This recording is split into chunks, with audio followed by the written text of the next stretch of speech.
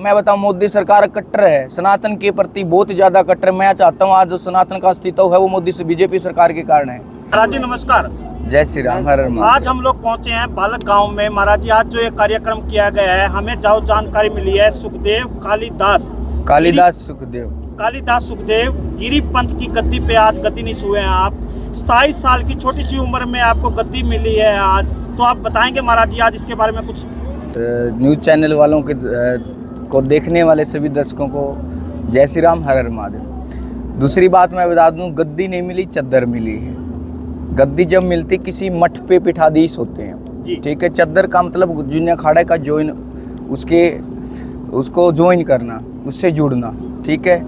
उसके एक परंपरागत तौर तरीके रहे हैं जिसमें एक सभी गुरुजन मिलके जो गद्दियाँ, जो बड़ी गद्दियाँ हैं, जैसे हमारे गांव में बालक गद्दी है, अंतर्राष्ट्रीय गुरु गद्दी है जूनिया अखाड़ा की 13 मंडी से, वहाँ से चद्दर आती है। और अपना रिद्धनाथ का, बाबा शंकरनाथ का धूना है कनों में, वहाँ से चद्दर आती, वो उड़ाई जाती है कि आसरा दे दिया जाता है कि हमारे साय में है। दूसरा फिर गुरु बनाए जाते हैं, कंठी गुरु होता है, एक लंगोटी गुरु, एक चोटी गुरु, ऐसे ऐसे करके 5 गुरु होते हैं, उनके अधीन चलना होता है।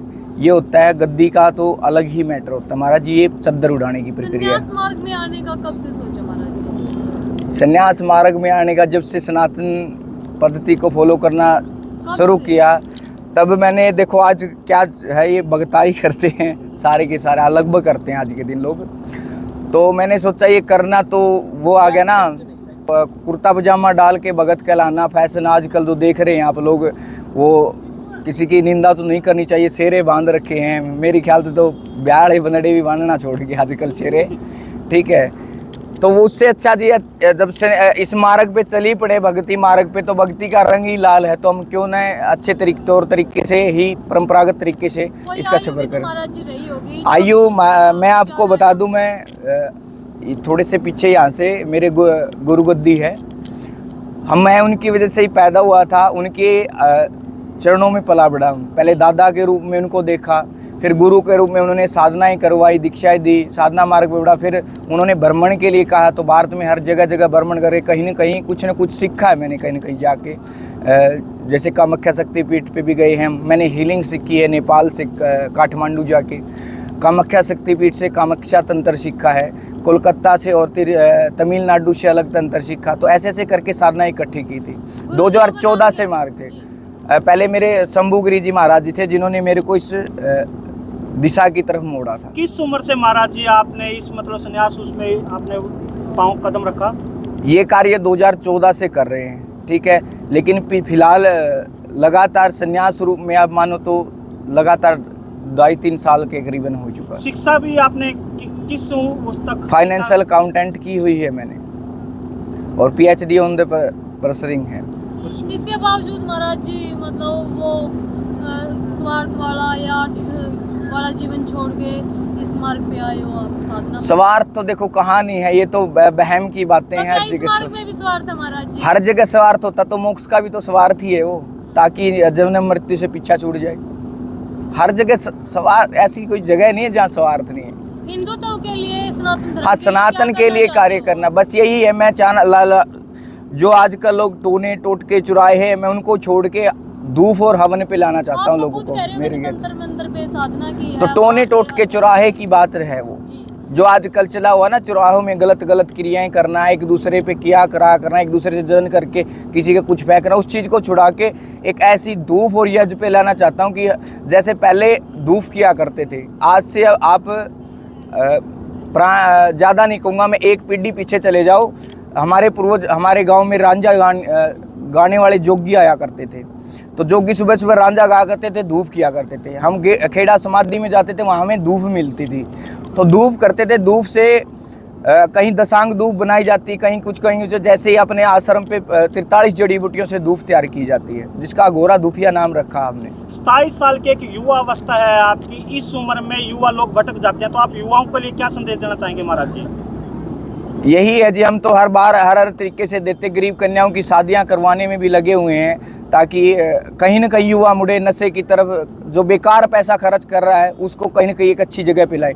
दूसरी बात, यहाँ का सबसे बड़ा फ़ायदा मैं बताऊँ, जैसे हम डॉक्टरों के पास जाते हैं, कुछ भी करते हैं, कहीं ना कहीं किसी चीज़ के तो नुकसान है कहीं ना कहीं। जैसे बाइक लेके आए, बाइक सोचे कि बाइक लेके आते हैं चलाने के लिए, तो नुकसान तो बाइक के भी है, तेल भी जलेगा उसमें, कहीं एक्सीडेंट होने की संभावना है। लेकिन भक्ति और ये सनातन मार्ग एक ऐसा जिसमें नुकसान का कोई चांस ही नहीं है, हर जगह फायदे ही फायदे। आज हजारों की संख्या में साधु यहाँ पहुंचे हुए थे, कहाँ से आए थे? थोड़ा ये जुन्ना खाड़ा से सभी समस्त साधु थे जी। 13 मंडी की गद्दी है हमारे गांव में, बालक गांव में, अंतर्राष्ट्रीय गुरु गद्दी, जिस पर पीठाधीश्वर 17वीं गद्दी पर बैठे हैं श्री श्री 1008 श्रीमंत बाबा पृथ्वीगिरी जी महाराज। उनके सानिध्य में ये भंडारा हुआ था। इनके साथ साथ बाल योगिनी महामंडलेश्वर माता करुणागिरी जी भी पधारे थे, जो हरिद्वार आश्रम से हैं, कथावाचक भी हैं और बचपन से साध्वी रही हैं, शास्त्रों की प्रचंड विद्वान हैं। उनके सानिध्य में भंडारा हुआ था। ऐसे ऐसे जो हमारे 13 मंडी के जहाँ जहाँ डेरे हैं आसपास के हरियाणा में अलग अलग जगह पे, तो उनके समस्त साधु संत आए हुए थे। महाराज जी आजकल क्या है कि भगवे के पीछे कुछ अश्लील डांस करने वाले भी छुपे हुए, उसके पीछे आपका क्या कहना है? अश्लील तो गलत है, लेकिन नृत्य गलत नहीं कहेंगे हम, ऐसी बात नहीं है। अपने परंपरागत तौर तरीके रहे हैं। नृत्य की बात नहीं कह रहे, नृत्य एक कला है, हाँ ठीक है, वो हर किसी के अंदर है। अश्लील डांस की जो आप बात करें वो गलत है। अगर हमने कहीं देखा तो हम उसके लिए जरूर बोलेंगे, अन्यथा हमने अभी तक ऐसा कुछ नशे देखा को नहीं। लेकर क्या कहना चाहते हो महाराज जी? क्योंकि कई बार देखा जाता है कि ये बोला जाता है कि साधुओं में तो नशा कॉमन है। ऐसा कुछ नहीं जी, ऐसा कुछ नहीं है कि साधु नशा सिखाते हैं। साधु तो एक बात बताइए ना, साधु तो उस मार्ग पे लेके जाते हैं जिस मार्ग से हम वंचित हैं, तो हमें नशे की तो मतलब ही नहीं मानता। कोई भी साधु संत किसी को नशा या फिर ऐसी कोई गलत क्रिया नहीं सिखाता। व्यक्तिगत राय क्या है? व्यक्तिगत यही राय है जी, कोई साधु संत किसी को नशा नहीं सिखाता। करना चाहिए नहीं करना चाहिए? मैं इसके दोनों पक्ष में है जी, ठीक है। हाँ, क्योंकि नशा वो देखो ना आप कौन कर रहा है। नशा तो एक भक्ति का भी होता है। बात क्या है, बात नशे की, आप किस प्रकार का नशा करें। अगर आप किसी को जुनून, नहीं, वो सब गलत है, सबसे गलत है। वो तो दिख ही रहा है महाराज आपको, उसमें तो बोलने की आवश्यकता ही नहीं। आप जो भी प्रोडक्ट नशे या खरीदोगे उसमें बाकायदा लिखा होता है। पुलवामा अटैक गलत है जी, लेकिन पहलगाम में हुआ जी, पहलगाम में, हाँ। उसको लेकर क्या कहना चाहोगे? ये क्या प्री प्लान साजिश है या फिर ये मुसलमानों के? देखो, मैं एक स्पेशल इंटेलिजेंस में तो हूँ नहीं, तो मैं आपको प्रॉपर बता पाता, लेकिन जो हुआ वो बहुत ही दुखदायी घटना हुई है, वो गलत हुआ है और धर्म के नाम पे तो बिल्कुल गलत हुआ है। हो सकता है ये किसी का प्री प्लान हो कि धर्म पे, ताकि भारत में दंगे फसाद हो। आज आपको जो ये चद्दर उड़ाई गई है, जो चद्दर दी गई है, इसमें आके आपका समाज के प्रति क्या रहेगा रुझान? समाज के प्रति यही है जी, इसका फर्ज यही होता है समाज को सनातन धर्म के बारे में प्रचार प्रसार करना, और जो ये धर्म रूपांतरण हो रहे हैं उनके लिए उनको समझाना, रोकना, और हर तरीके से सनातन के बारे में पता धर्म रूपांतरण क्यों हो रहे हैं, लोग भ्रमित क्यों हो रहे हैं, क्योंकि उनको प्रॉपर तरीके से उसके बारे में अवगत नहीं कराया जाता, इसलिए लोग भटक रहे हैं। उनके भटके हुए को जहाँ तक कोशिश होती गुरु मर्यादा पे चलते हुए राह दिखाना, यही प्रयास रहेगा। मैं बताऊं, मोदी सरकार कट्टर है, सनातन के प्रति बहुत ज़्यादा कट्टर। मैं चाहता हूं आज जो सनातन का अस्तित्व है वो मोदी से बीजेपी सरकार के कारण है। हो सकता है वो यही चाहते हो कि चुनाव के टाइम पे ऐसा कुछ किया जाए जिससे उनकी सरकार पे शक के दायरे में आई और चुनाव से हार हुई। सवाल महाराज जी पूछना चाहते हैं, जूना अखाड़े के साधु तो खासतौर पर माना जाता है जब भी युद्ध की स्थिति आती है तो शस्त्र और अस्त्र दोनों तैयार रहते हैं। क्या अब अगर समय आया देश के लिए बिल्कुल तैयार है। हमारा जूने अखाड़े का नारा यही, एक हाथ में माला दूसरे में भाला। बिल्कुल तैयार रहेंगे जब भी देश को किसी भी तरीके से बनी तो आप युद्ध में जाने के लिए? बिल्कुल जी, अभी तक शास्त्र पे चल रहे हैं, जब तक लोग भटक रहे हैं। अगर ऐसी कोई नौबत आई शस्त्र की तो भी उठाने के लिए समय पे तैयार है जी, और शस्त्र तैयार हैं, तैयार होंगे नहीं, तैयार हैं, रखे हैं। हाँ जी। अच्छा महाराज जी, आजकल एक बड़ा विवाद चला हुआ है साधु समाज को लेकर के।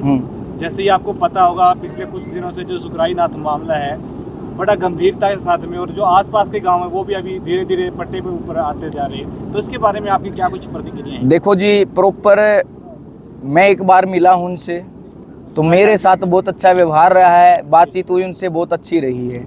जब तक मैं उसको बिल्कुल करीब से नहीं देख लेता तो मैं कैसे, कोई मेरे पास पुख्ता सबूत नहीं तो मैं कैसे कह सकता हूँ। हाँ, ये बात जरूर कहूँगा, हर इंसान हर किसी के प्रति अच्छा नहीं हो सकता और हर इंसान हर किसी के प्रति बुरा नहीं हो सकता। ना ही हर इंसान में हर तरह की क्वालिटी हो सकती, किसी में कोई ना कोई कमी अवश्य होती है। सब में है, कोई पूर्ण नहीं, पूर्ण एक परमात्मा है, इसके अलावा कोई नहीं। उसके और मैं तो एक बात मानता हूँ, किसी का अवगुण देखने से पहले उसके गुण क्यों ना देखे जाए। अगर उसका गुण देखना शुरू करे तो अपने आप में खुद में जो गुण है वो दिखने शुरू हो जाएंगे।